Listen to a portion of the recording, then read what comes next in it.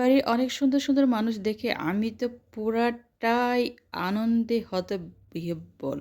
মানুষজন এত সেজেগুজে এত সুন্দর করে আসছে বিয়ে বাড়িতে, ওয়াও! আর অনেকগুলো চেনা মুখ দেখছি, খুবই ভালো লাগছে। অনেক দিনের পুরনো মানুষ দেখতে কত না ভালো লাগে।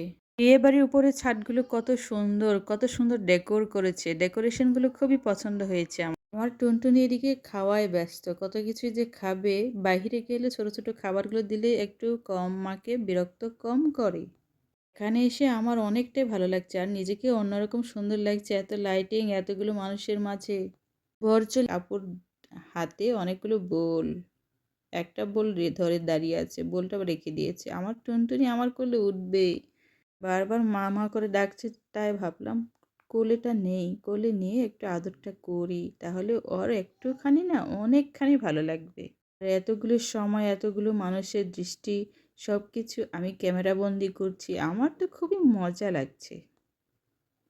সবার মুখে হাসি, হাসি চেহারা। এই সময় এই সুন্দর, সুন্দর মুখ, এত রঙিন পোশাক সবসময় কি কাছে পাওয়া যায়? পাওয়া যায় না। সবাই পরিকল্পনা করে রেখে দিয়েছে। বর আসলে কি করবে, কার কি করার আছে সবার ভাগে, ভাগে দায়িত্ব রয়েছে। আর কতগুলো দোকানও দায়িত্ব নিয়েছে ওরা। মেহমানদের আর এখানে বসে থাকা মানুষদের সাথে ওরা কেনাবেচা করবে।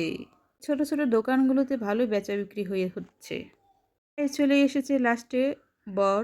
বর আসলে অনেক আনন্দ হবে, অনেক মজা হবে এই আর কি। বাসায় এসে আবার অনেক সুন্দর করে ভুনা ভুনা কিছু রান্না করলাম। সাথে বাচ্চার বাবা মার্কেট থেকে অনেক কিছু নিয়ে আসছে। আসলে বাইরে গেলে বাসায় এসে দেখি কি অবস্থা। এগুলো আবার সুন্দর করে ভাজে ভাজে কত সুন্দর করে গুছিয়ে রাখতে হবে। এগুলো গুছিয়ে রাখাটাই শুধু আমার একার। মাঝে মধ্যে বড়টা কিছুটা আমাকে হেল্প করে, কারণ ওই অনেকটা বুঝতে শিখেছে। বুঝতে শেখার জন্য আমার অনেকটাই সুবিধা হয়। পোলাও বিরিয়ানি খেয়ে বিছানার উপর কম্বলের উপর কি একটা একটা ছোট ছোট ভাত রেখে দিয়েছে। তো দেখলে অনেকটাই ক্লান্তি বোধ হয়। একজন গৃহিণী বোঝে কতটা ক্লান্তি হয়। অবশেষে আমি কি করলাম, ওদেরকে দিয়ে আমি একটু খেতে বসলাম। এই বসেছি অমনি হা করে বসে আছে, আমাকেও দাও আমাকেও দাও, কারণ আমি তো অল্পটুকু খেয়েছি। আরে বাবা, আমি কি আর কখনো তোমাদের রেখে খাই? তোমাদের জন্য আগেই দিয়ে থাকি, কারণ তোমাদের খেতে যেটুকু বাঁচে সেটুকু শুধু আমি আমার পেটে ঢুকাই। বাবা তো অনেক ব্যস্ত হয়ে পড়েছে, কারণ বাবার অনেক কাজ আছে। বাবার সাথে কি আর কথা বলা যায়? বাবা এখন নিজের জগতে আছে।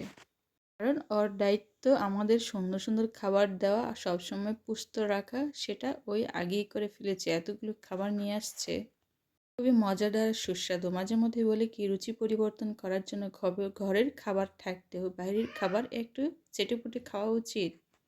তাহলে একটু একটু রুচির পরিবর্তন হয়, মন মেজাজও ভালো থাকে, আর তোমাদের সাথেও আমার ভালো সম্পর্ক হয়। এইটা যদি সবার মাথায় থাকতো তাহলে সবার সংসারটাই আরেকটু সুন্দর হতো। আসলে বাচ্চাদের একটা আবদারই থাকে যে মার কাছে কিছু খাবো। মার হাতের স্বাদ একেবারে অন্যরকম। এতটাই অন্যরকম, খুবই ভালো লাগে। আমিও খেয়েছিলাম ছোটবেলায় মার হাতে। খাওয়ার জিনিস তো খাবোই, সেটা তো আবার পেট পুরি সেটা নয়। ওদেরকে আগে দিয়ে তারপর নিজের খাবার খাওয়া। আজকের বিরিয়ানিটা এতটাই মজা হয়েছে, আমার খুবই ভালো লাগছে। সাথে ছিল মাছের ভর্তা, লেবু, সালাদ, তারপর আরও কিছু মাংসের প্যাকেট নিয়ে আসছিল। সংসারের ক্ষেত্রে বাচ্চার বাবার এরকম ভালোবাসা আসলে অতুলনীয়। একজন কর্তার যদি পরিবারকে এত যত্ন নেওয়া হয় তাহলে পরিবারটা অবশ্যই সুন্দর হয়, তাই না? এ যদি কর্তা রুচির স্বাদের খেয়াল রাখে তাহলে সংসার আরও সুখের হয়। অনন্দনীয়, অতুলনীয় সুখের সংসার হয়। ঠিক এইভাবেই টিকে আছে অনেকটা বছর। বাচ্চাদের বড় করছি ধীরে ধীরে। বাচ্চারা আস্তে আস্তে বড় হচ্ছে, খেলা করছে, ওদেরও সময় দিচ্ছি। ওরা বড় হচ্ছে আমাদের সাথে। তো বয়সে বুড়ো হচ্ছি, আর ওরা হচ্ছে অনেক সুন্দর। ওরা আরও বড় হবে। ওদের খাওয়া দাওয়া তো শেষ, এখন নেচে নেচে বেড়ানো এই রুম ওই রুম। এর মধ্যে মনে হয় কি, সংসারটা আসলে একটা বন্ধনের উপর নির্ভর করে। একটা বন্ধন যদি নিরাপদ এবং সুস্থ হয়, শৃঙ্খল থাকে, তাহলে সে বন্ধন আরো মজবুত এবং শক্তিশালী হয়।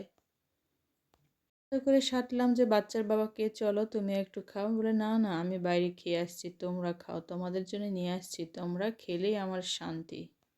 বিয়েবাড়িতে এই কথাগুলোই বলছিলেন যে, "আমার বউ আর বাচ্চাদের খাওয়ালেই হবে। আমার না খেলেও চলবে। ওদেরকে ভালোভাবে পেট পুরে খাবার দাও।" যাই হোক, সংসারের প্রতি দায়িত্ব, কর্তব্য সবারই থাকে। আমারও তেমনিই আছে। সবার সাথে ভালো সম্পর্ক বজায় রাখা, সবাইকে সুস্থ, নিরাপদ এবং সবাইকে পরিষ্কার পরিচ্ছন্ন জীবনযাপন দান করা। সারাদিন খাটাখাটি করার পর সংসারটা অনেকটাই অগোছালো থাকে। তারপর ছোট, ছোট কাজগুলো অনেক পরিশ্রম করেও ছোট করে গুছিয়ে নিয়ে থাকি। গোছানো, পরিষ্কার, ঝকঝকে জীবন।